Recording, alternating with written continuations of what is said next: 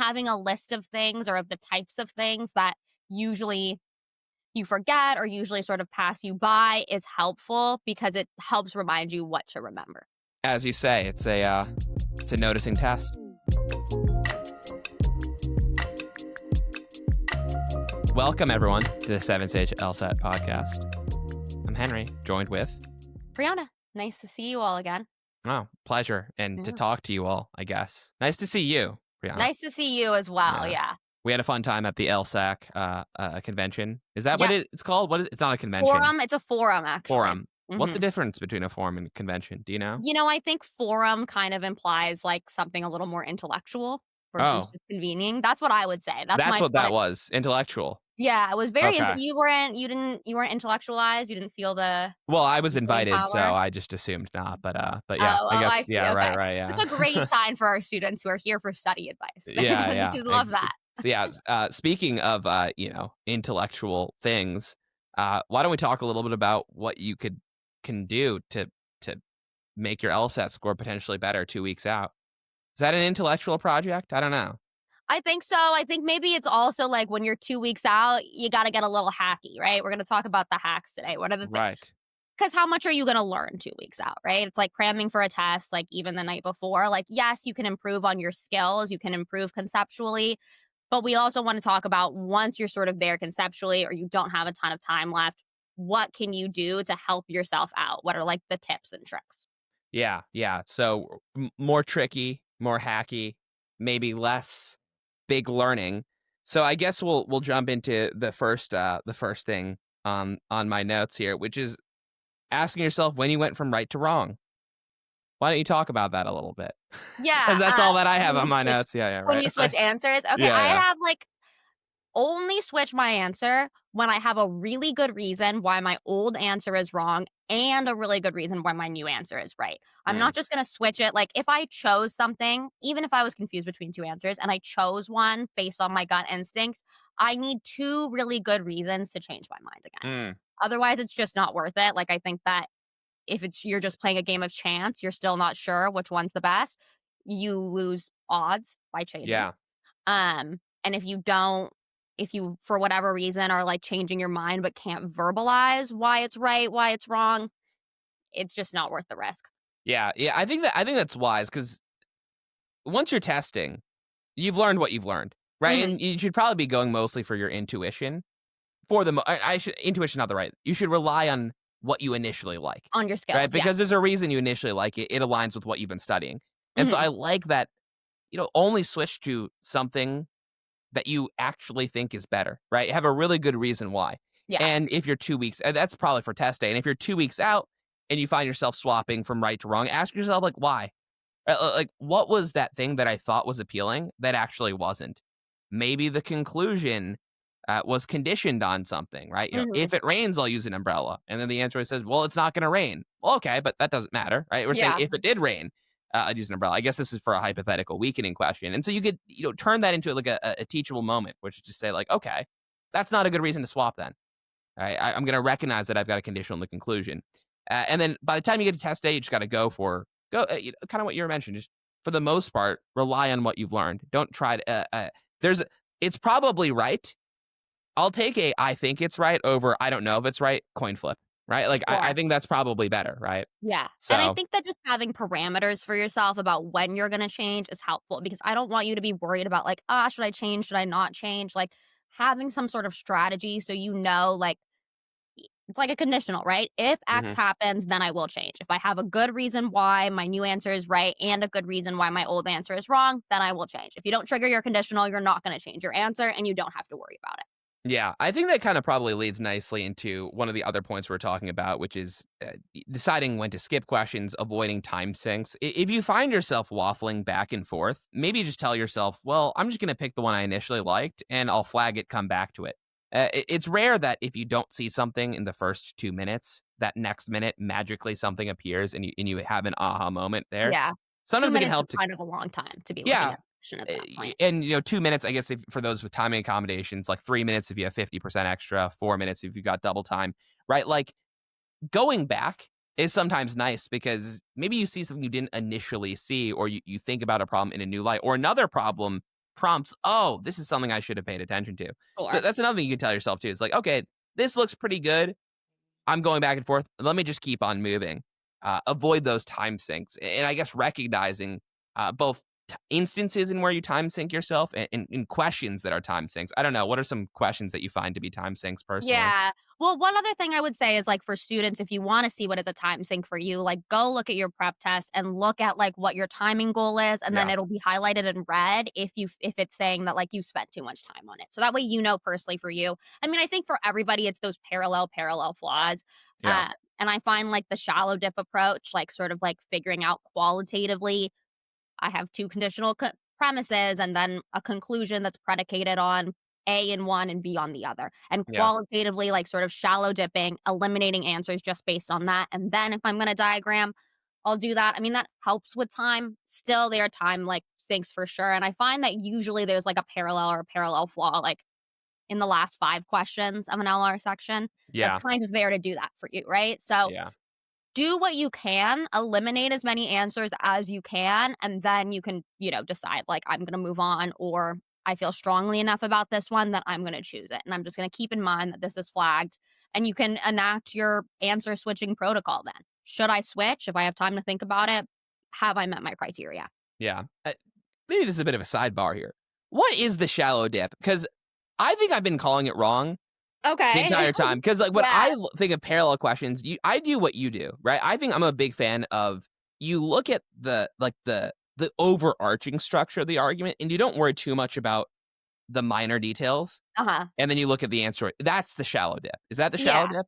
Yeah, Okay. I would say, like, the shallow dip is, like, the pre-diagramming stage. I'm Okay. not writing anything down, I'm not looking so much at, like, if A, then B, and sort of seeing how the elements repeat. I'm gonna describe the argument to myself qualitatively. Yeah. I have a correlation, and then I have a fact, and then I have a statement that's about, you know, the correlation isn't acted, like, less 'cause there's not a lot of A, there's not a lot of B. Looking for Yeah. something like that. I want a Yeah. correlation and a fact. If I don't have Yeah. a correlation and a fact, it can go really quickly. Okay. Yeah. Okay. All right. That's that's good to know because that's what Is I that like what to you're do. Because I doing? well, no, that's what I normally recommend because I think there's sometimes a recommendation, and now this is a sidetrack about parallel, but that's fine. Where people will say like, oh, there's a sufficient condition in the first premise followed by an and in the necessary condition, and that sufficient condition gets used as a necessary condition in the Right, conclusion, right. and so then they try to like match that without really looking at the entirety of the argument Mhm. or trying to understand that and I mean, I think that does work, but I've been trying to fight people against that because I just feel like it's really stressful to do that, right? Yeah, it Whereas is you're like, stressful. I think sometimes you gotta do it, like, maybe if yeah, you're left with 1 or 2, but I do find that when I do the shallow dip and I say, like even if I, like, say, "Okay, it's a conditional with an and," like, maybe I yeah, put in that much detail, I'm mhm, able to get there either at least to, like, 3 answers eliminated. Sometimes I can just get to the answer that way. And I have yeah, one LR question that was, like, the bane of my existence, and then I enacted the shallow dip, and now when I teach this question, I'm like, "You guys, it's so easy. It's the one right. about short documentary films, science fiction films, you know what I'm talking about? Victorian No, mansions. Maybe you at no, home folks at home know about Victorian yeah, mansions with freestanding bathtubs. That's a good okay. parallel question to check in Whoa, with and see. whoa, okay, Yeah, I'll send it yeah, to you. yeah, yeah. I gotta check that out. Love a we. Mhm. I mean, freestanding bathtubs. Does anything look Right, better? sounds great, No, right? right? Yeah, Um, amazing. yeah, Yeah, that's that's a good to good know one though. where That's good. sorry, The diagramming would take, like, terminology. forever there. Yeah, you can get pretty bogged down in the diagram and trying to like trick your way through. Where when and often I feel like, as you mentioned, the shallow dip for whatever reason it's actually more efficient. All right, cool. So yeah, learning to recognize for those time sink questions, pacing yourself out, having a pacing plan. Right, if you Mhm. don't have one yet, developing one I think is helpful. Just so you can say like, hey, in this situation, kind of what you're mentioning I'm gonna do this, so you don't have to make that decision game time on the fly. Right. Um, I guess the other thing to I guess we could swap to RC because RC has some timing elements to it too, where deciding which questions you're gonna go back to Mhm. the stimulus or not the stimulus, excuse me, the passage and when not to. I personally try to avoid going back to the stimulus as much as I can unless there's a direct reference. Yeah. Um, and that works pretty well for me. What did you do? Like, did you have a marker for you to decide how you went back or when you went back? Yeah, I mean, whenever I read an RC question, I just try to ground myself as much as I can, and usually it's, someone's perspective, something that's stated, something that's implied. I say, "What do I remember? Do I feel good enough that I can even if I don't know that I can choose the right answer, can I eliminate answers?" And if Yeah, I feel like I could eliminate answers without looking back, then I will go ahead and start eliminating things without looking back. I also wanna know if I have to look back, do I know where to look? Because that's a yeah, big time saver too, is like if you're looking back and you're looking at the wrong place in the passage or you're searching for information, like your low res summaries can be really helpful there. Like I always tell my students, like, I use my low res summaries like referentially. All they're supposed to do is tell me where to look in the passage when I need to yes, look, and then maybe speak to purpose as well. Like you could answer an organization of the text question really easily with low res summaries. You're not yeah, always going to get that. My ideal for my low res summaries is that they refer me to the correct place. And then, yeah. based on that is like, can I eliminate things? No. Okay, well then do I know where to look? Yes. Let me go look before I even go to the answer choices. Um, 100%. Yeah, yeah. I think that makes a lot of sense. I especially like too that you mentioned like before you do anything, you look at the question stem. They're asking about the author's perspective. You pause right there and just like think to yourself like, what did the author generally think? Right. Right? Yeah. What are some three big things, and then try to find an answer choice based on that. And then if you can't, then you ask yourself, let me not just read this and hope for the best. Like, which paragraph fleshed out the author's perspective the most? Probably the last paragraph in that instance. But I mean, I don't know. It could be the third paragraph or the second paragraph. Or the first So, paragraph, you never or know, the huh? first Yeah. it could be any It paragraph, could as be it any it turns could be out. any paragraph, yeah. Only you can know if you Mhm. have your low res summaries together. And yeah, I definitely agree with that. You should always know where you're going to look. Mhm. Um, that being said, like I think for me, sometimes it's like if the question stem, I don't even really know what it's talking about, and I wouldn't really know where to look. I might glance at all the answer choices, just pick one, flag it, and move, right? Because Mhm. I don't think fixing that is In worth the the moment. time in the Yeah. moment for the Mhm. most part. You Yeah. you don't wanna end up in a place where you reread the passage again just to get one question right and then take time away from passage 4, Which you need where for, yeah. yeah, exactly, so you can get 3 questions right down the line. So I think, telling yourself, it's like, you should have some idea of what the answer choice should be doing or where you would find Yeah. that. And if you don't, just read everything, go on intuition. I don't know, for whatever reason, A seems to make sense. Flag it, come back to it at the end if you have time. And Mhm. if you don't Yep. have time, that's also fine. I mean, I don't know. Your intuition's probably telling you that it's A for some reason. Like, Hopefully, right. yeah, Yeah, and I think it's also just good to think about, like, what's consistent with this passage at large before I read and usually the first question is a main point question, but before I get there, I always just like to ask myself, "What was the main point of that passage?" mm, And have that sort of guide me through, especially if there's a question like the one you just said where I'm like, "I'm really not sure." Like, is it worth it to go back? If not, let me just choose something that's consistent with what I do know. Even if this yeah. thing I don't understand, like, making sure it doesn't conflict with what I have in my mind and then flagging and moving on.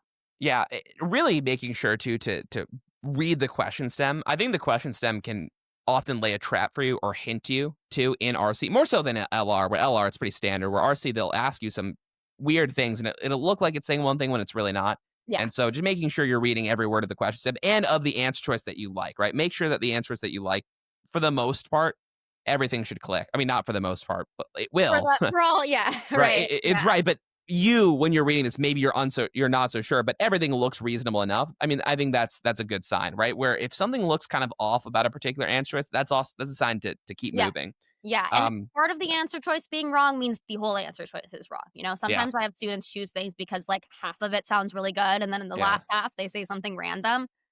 That's enough for it to be wrong, even if the first half sounded a lot like what you wanted it to sound like.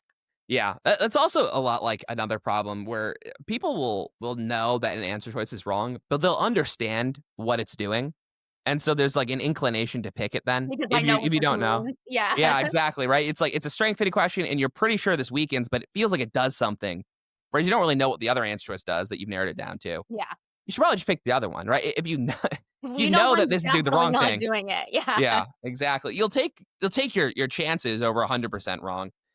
So yeah, I do think again, these are what we're just talking about are like little plans that you can tell yourself where if you're Exactly. in this situation that you've probably already been in before, if you've been studying, doing practice tests, telling yourself what to do. And even if it's not the best plan, I actually think it's probably better because it just gives you confidence, right? Even if it's not like a Exactly, perfect yeah. thing, it's all right because you're there, you're you have a plan. It gives you that confidence for the next question. I agree. 'Cause, yeah, there's just nothing worse than, like, running Not knowing into a what to do. problem and then Yeah. just being thrown off, and you're like, "Man, I don't Yeah. know what I'm doing here." Exactly. You wanna have, like, protocols that you can follow when you're put into a situation, which surely this test Yeah. is going to be putting you into a situation. So, Yeah. practice and figure out, like, what makes me panic, what sort of Mm. throws me off my game. And I mean, that's a big time thing too. And, like, test day, you're gonna be sort of even more, like, adrenaline, you're high energy, things like that. So just figure out what are the things that, like, throw me for a loop and have a plan on how to combat those things. So that way Yeah. you don't have to worry about it. Your mind doesn't have to be making more decisions Yeah. than the 100 questions you already have to answer on this test. Yeah, I think too, it's like the whole visualizing thing, a little bit less about the test and more about in general. There's almost always something that is going to be unfavorable on test day, right? Yeah. And just know that when that happens, it's annoying, but it's not a big deal, right? Expect that you might have some internet issues, or if you're taking from home, or expect, if you're going in person, maybe you get started a little bit later because long line, whatever. And sure, would it be better if it didn't happen? Yeah, of course. But if you already anticipate that there's probably going to be a couple annoyances, you can just be like, oh, this is that moment when I'm running into something that's Yeah. annoying. I knew this was gonna happen. Yeah, and then life is okay. Yeah. And Yeah, then that's you're right about something too, which is a great way to start. I knew this was gonna happen. yeah, exactly. Of course, this they said on the podcast this would happen, and I here we listened to are. the podcast and I'm so prepared now. Did So anything go wrong for you on your test day? Did you have a not particularly. I took it in person. I did feel like it was loud. And Mm, actually, here's my tip is like, because they give you these big, like, yellow headphones that are so uncomfortable and just really? terrible. And so, like, I was kind of taking off and putting on my headphones repeatedly because, like, Mm, it was loud, but then I put on the headphones and they were hurting my ears. So you can bring little foam earplugs. That's what I okay. would do. Yeah. That's my tip. That's the only thing that really went wrong. But if you go early, they let you get started early, which I didn't know. But I just Really? kind of started. Yeah. And That's everybody kind of starts nice. at a different time. So Yeah, that's really nice. Go early. Yeah, I yeah, know go there's early if you wanna get started early. I mean, I was just like, whatever, half an hour early, but I don't know if you yeah. go at a completely different time. Did you take yours at home? Yeah, I took mine at home. It was during COVID. There it was only home Okay. offered was the only one when I took mine. And yeah, I mean, I had like a weird pop-up thing that was happening where like every 10 seconds, like a Oh my pop-up god. went over my LR stimulus. But That you could sounds just exit out. terrible. It was actually terrible because the actual message had like must restart tests, and I No, was like, oh my god. But then you could just exit out, and it like kept showing up. and it was Eh, fine in your test. I mean, but well, still, that yeah. that does take off a lot of time on your I It wouldn't like it that. did, but it wasn't so bad. I don't Obviously, know. it wasn't as I bad knew for you. Yeah. I knew well, I was like, I mean, I've told this before. I was like, I can't let this beat me because I knew Okay, that this test yeah. was going really well at this point, and I was like, Mhm. we're not gonna. So I just like This hovered is my not gonna be mouse. the thing. I hovered my mouse right above where the X for the pop up would be. Yeah, and So the clicked second it it go right click, yeah, away. click it right away. Where there you go, that's your protocol if this happens Yeah, to you, which yeah. hopefully it doesn't. I don't think that it was pretty rare, but then I went on Reddit, everyone's complaining. It's like, no, we're good. Yeah. We're chilling here. Mhm. Yeah, I guess too, it's too late for that, but I mean, ideally take the test in the morning. I feel like it's so much better to not have to deal with like thinking about taking the test. You just get up and you do it. Yeah, get up. Or I mean, have an hour so you're like not Right. groggy, but like afternoon test. Yeah. This is irrelevant to the people. They've probably already signed up for their time slot at this point. But like, I don't know. Afternoon test, really? You're gonna think about and stress about it the entire day? Yeah. You have a whole day Maybe. ahead of you. Yeah. Did you take it in Um, the afternoon? I No. took it in the morning, Yeah. and I think Wise. it was in either an 8:30 or a 9 a.m. slot, and I'm not a morning person, and that was the only slot that was available, so Mm, and I have a dog, as you know, so I have to get yes. up early and, like, handle dog stuff, and then I had to commute to the center, so, like, I timed it out, and I was like, "I have to get up at 5:30 in the morning is where I'm gonna be not rushed, I don't wanna be rushed, I wanna be calm." And I don't get up at 5:30 in the morning. So for a month before the test, I got up at 5 I, like, was going to bed at 7 PM, and I went Nice. and I would get up at, like, 5:30 every single morning because I knew that if I got up at 5:30 in the morning for, like, the first time on test day, I would feel Yeah. terrible. That Um, yeah, that's smart. I mean, that's another good piece of advice. Like if you did get in a not inopportune, not a great test slot, or something that you're not used to, yeah. start waking up a little bit earlier, Mhm. right? So it's not just like, man, this sucks. And if you get a bad night's sleep too, guess what? It doesn't matter, right? Like Yeah. you'll be able to you can eke out a test. You can eke out a test. It'll be Right, one okay. bad night of sleep is not gonna, like, kill your whole test, but I think being in a good routine and, like, having your body be adjusted to that routine and also, like, practice taking your test your practice test at a time where it's the same time as your Yeah. slot. So that way Yeah. you're, like, just used to sort of being in that, like, because I wouldn't start studying usually until, like, noon. Like, I would get up, have my slow morning, sort of do that stuff. I was like, "I can't take a test at, like, 8:30 in the morning without practicing taking a test at 8:30 in the morning." Like, I want my brain to be, like, in the game at that point, you know? Yeah. Tip top. Did you have any, like, warm-up routine that you did before your test day? Well, people say you should do a few questions. I think I did 1 or 2 questions, like, easy. Actually, you know what I did is I looked through my wrong answer journal and redid some wrong answers, Mm, because I didn't wanna, like, do new questions or really, like, and I would always sure, do, like, yeah. sliding puzzles on my phone, slide puzzles where, like, you Like have to, like, 2048? is that a sliding puzzle? I don't know. I It's don't like where know. it's like 1 it's like a grid. It's like numbers 1 through 15, and then you have to rearrange them into the right order. Oh, Those okay. kinds of puzzles, yeah. Yeah.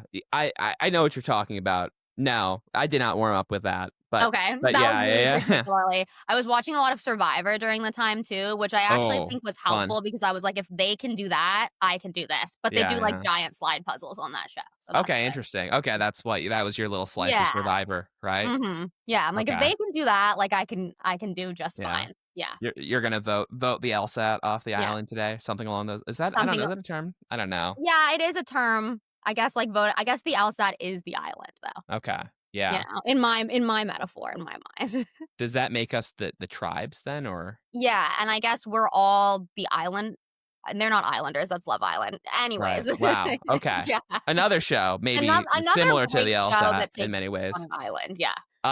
Okay, cool. I guess, uh, I don't know, did any other tips? I guess I have one thing about quantifiers down. Yeah, We didn't really have a good segue here, but if you are gonna try to learn something substantive, I usually try to pick, like, one thing, right? Like, what's one thing that you can be almost certain that you're gonna see on the test that is, like, easy to mhm, understand? So, quantifiers, just telling yourself, "I'm always gonna look for the quantifiers," right? Like, yeah, look for most mhm, statements, look for all statements, look for some statements, and you should just, at the very least, be noticing it when they say it and know specifically what that means. I mean, I think that's something that you could pick up in 2 weeks pretty easily. I mean, yeah, maybe I not think even 2 weeks, but you can develop that habit in 2 weeks pretty easily where yeah. you see most, 50% plus 1, all 100% some, 1 or more. Do you have any other, like, what are some other things that you feel like might be easy to pick up in the Yeah, 2 weeks maybe out? not as easy to learn, but, like, as far as your approach to questions, think about, like, what am I noticing on these questions? Quantifiers is Mm, a good one, strength is a good one. I always think about scope, chronology, if there's any element of time, like, I wanna pick up on that, I wanna notice it. So those are the things that I'm always just checking for when I read the stimulus, and I think that having a list of things or of the types of things that usually you forget or usually sort of pass you by is helpful because it helps remind you what to remember. as you say, it's a noticing It's a test. noticing test. It's a Yeah, I said noticing that to test. Henry, and Henry liked that. Yeah, But yeah. it is. It's like, what did you notice and what did you not notice? And most of the time when I get something wrong, it's because I didn't notice something. Yeah. So, having a list of things that you know to notice, right? You can just Yeah, write them down ahead, right? Remind yourself of them before you practice, and then eventually it'll just be put in your head. Perfect intuitive. experiment checklist. I think that's another thing that you could definitely learn too, right? Like what makes a good experiment versus a bad experiment. Two groups, randomized, large enough, Yeah. control variable. Mhm. One is a control group or the experimental group, or one's an experimental group and one's a control group. And if you have anything less than that, there's some issues that you could run into with causation. Mhm. So I think that's another thing to pay attention to. All right, well, I think that's pretty good here. Any parting words? I don't know, like for the gang, I the think just, gang. like, if you're too weak, just deep breaths and, like, you've Yeah, got this too, like, confidence is, like, that last final piece. I think that, like, test day, it does matter that you're feeling good mentally and physically. yeah. Don't Uh, take a bunch of PTs. Probably don't not. Yeah, it's like Yeah, it's probably at best it'll make you overconfident, and at worst it'll make you it'll be underconfident, really yeah, destroy you. Yeah, and there's no point in doing that, really, so, your yes. fate is sealed, as they say. Right. Yeah. Like, comment, subscribe. LKS, right? Like K? Oh, geez. Oh my god. I'm sorry. It's the afternoon. You know, when it's the It's the afternoon, I don't know how to afternoon, this is why think. you should take your test Right. in the Yeah, morning. yeah. Yeah. LCS, like, comment, subscribe. Like, comment, subscribe, LCS, and we'll see And you next time. yeah, I'll see you in the future then. Yeah. All right, guys. Alright. Bye. Thanks, y'all. Bye.